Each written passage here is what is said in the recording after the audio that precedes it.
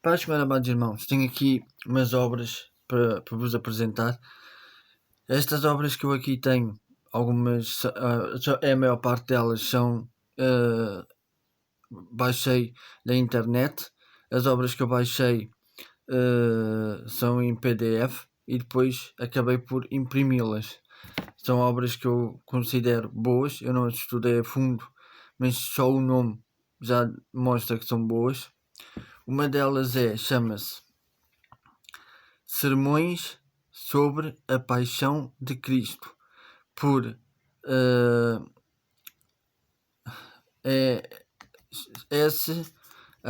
S.H. Spurgeon, que é, eu vou dizer aqui já o nome, já mostro.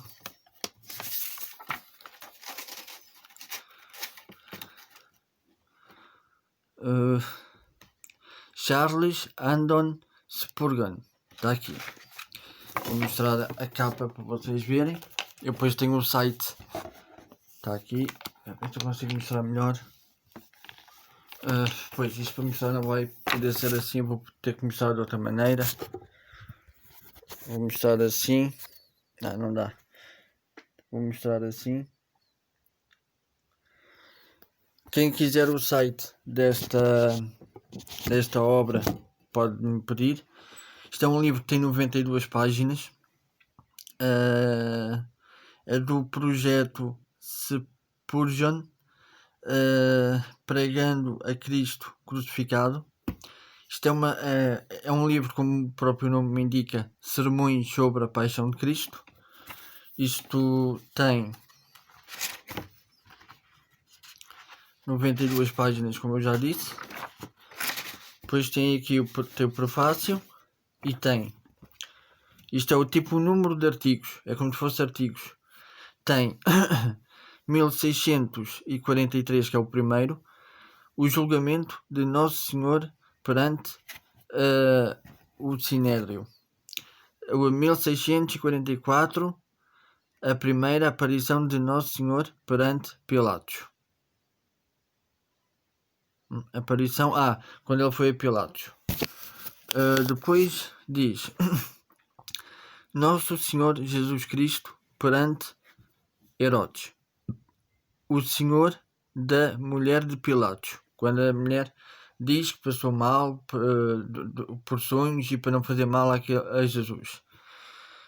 Pilatos e nós, culpados da morte do Salvador, quando levou os nossos pecados os nossos pecados, as nossas doenças, quando o profeta diz isso. A morte de Cristo. Pronto. O livro tem... Deixa-me cá ver.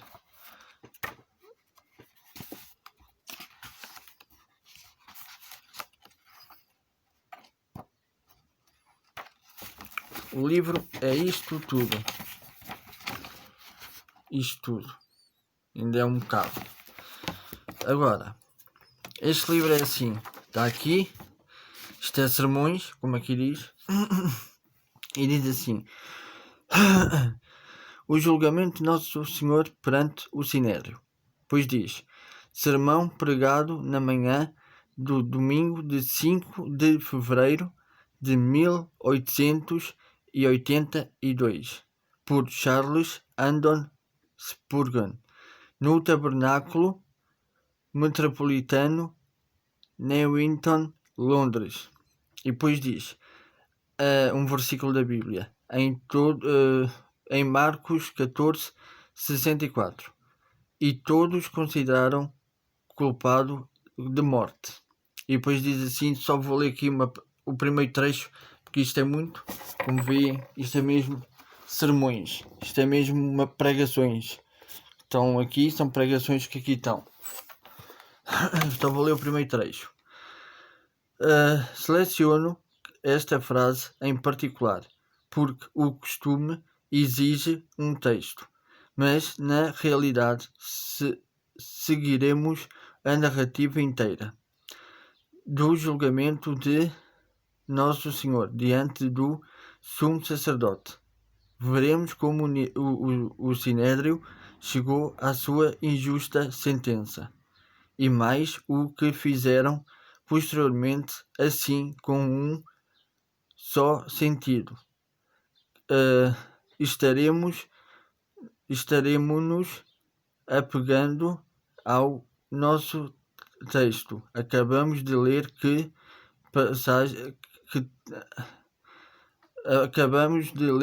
de 3 passagens, João 18, capítulo 18, 12 a 24, Marcos 14, 53, 65 e Lucas 22, 66, 71.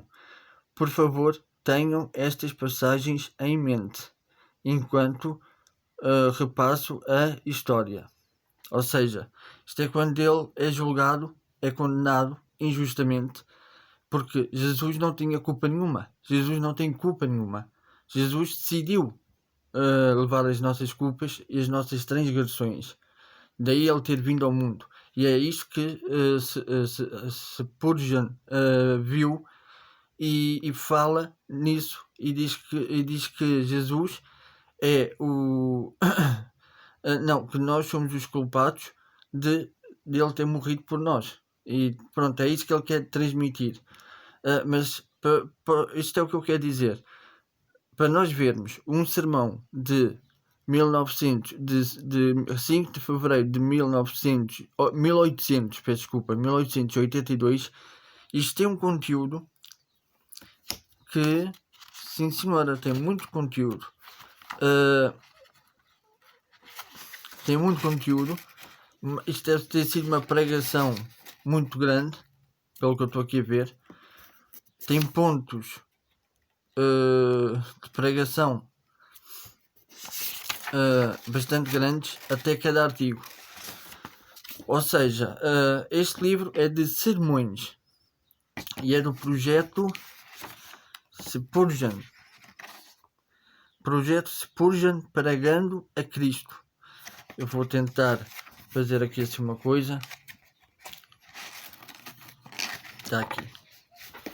Vou pôr isto assim.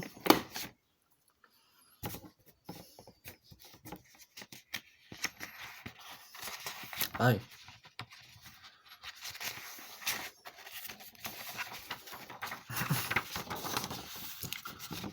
Está aqui. Se conseguirem ver. E está aqui. Pronto. Se não conseguirem, peçam-me no site. Se virem, irmão, olha, não consigo. Mas agora. É assim. Irmão, não consigo e coisa. Digam-me. Porque eu, conforme saquei da net, saquei tudo. E está aqui os mails, está aqui isso tudo. E podem. Eu dou-vos os os links. E isto tem os sites neste caso, e tem onde foi traduzido, e tem tudo aqui onde eu posso passar para vocês estudarem. Este livro tem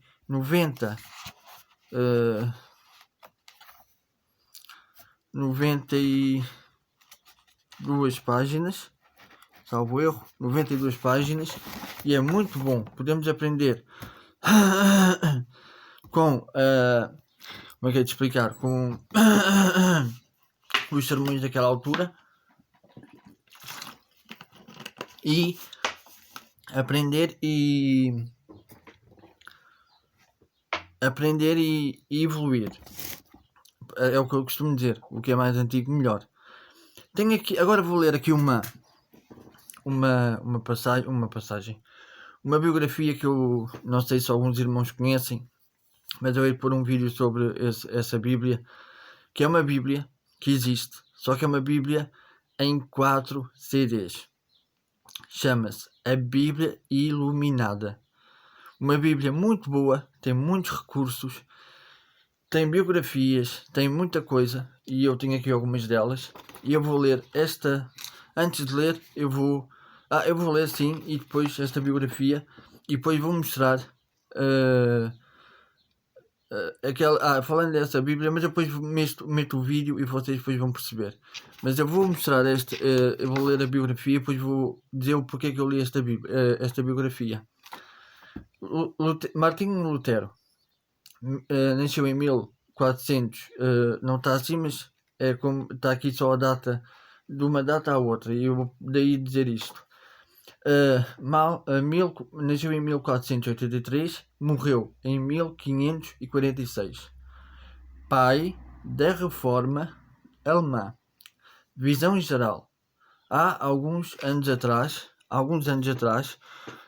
quando as pessoas começaram a listar as pessoas mais importantes do segundo milénio, Martinho Lutero se encontrava no topo ou quase no topo da maioria das listas.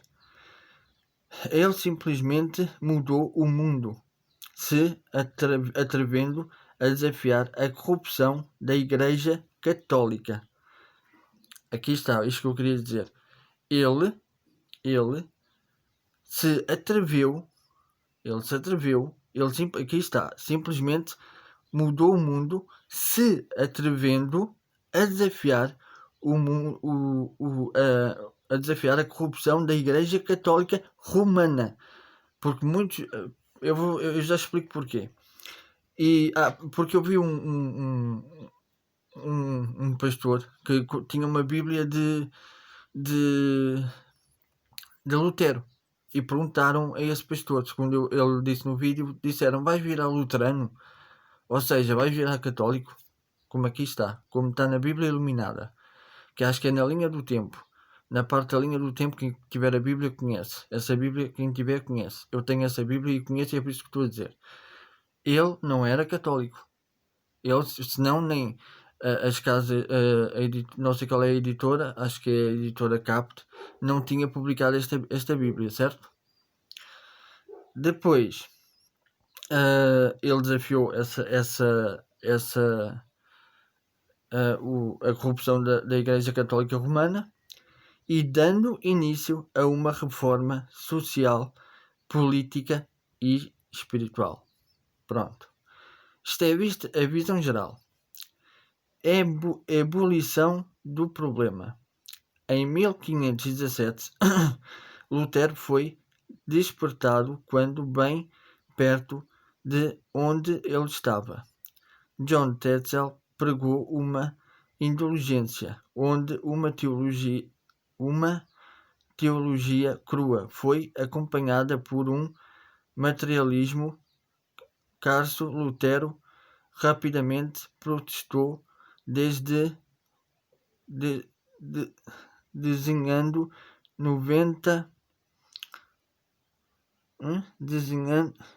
95 teses.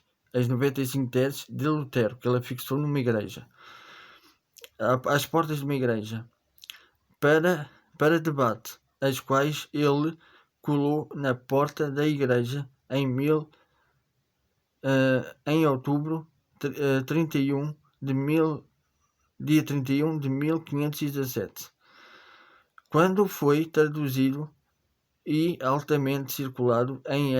Essas teses causaram uma explosão de sentimentos contra a Igreja, que acabou com a indulgência. Em consequência disso, a teologia de Lutero não podia mais passar despercebida, e ele sofreu imediatamente pressões eclesiásticas. Como veem, ele foi contra a Igreja Católica Romana. Ele era padre, dá a entender que ele era padre, mas foi contra a Igreja de Roma. Reconstruindo uma religião. Espalhar a reforma às próprias paróquias formava uma parte especial da reconstrução. Lutero claramente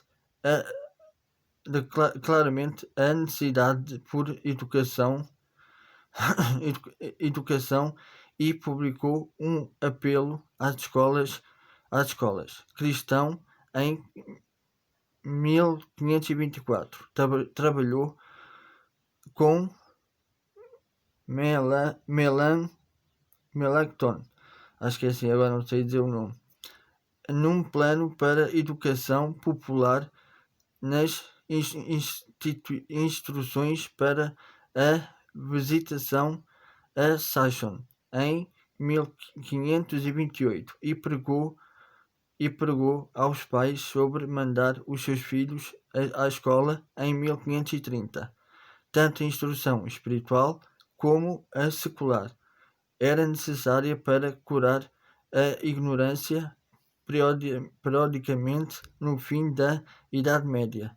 Para ajudar os pastores a aprovarem isso, Lutero compôs uma obra chamada Large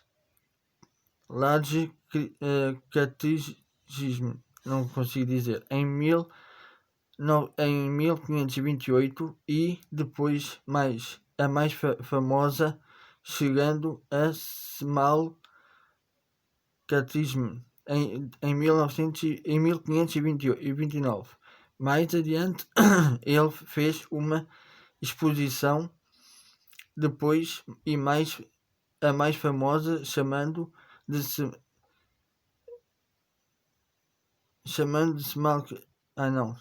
simples, sobre o credo da oração, Senhor, os 10 mandamentos e os 2 sacramentos. Ele também ofereceu formas de confissão, orações para hora da manhã e para a noite, para antes das refeições e para suprir mais pastores e professores hábeis para a paróquia. Ele apoiou Melanchthon, mas nas reformas universitárias, especialmente nas faculdades teológicas. Bem, está a ficar um bocado grande, vou já fazer o outro.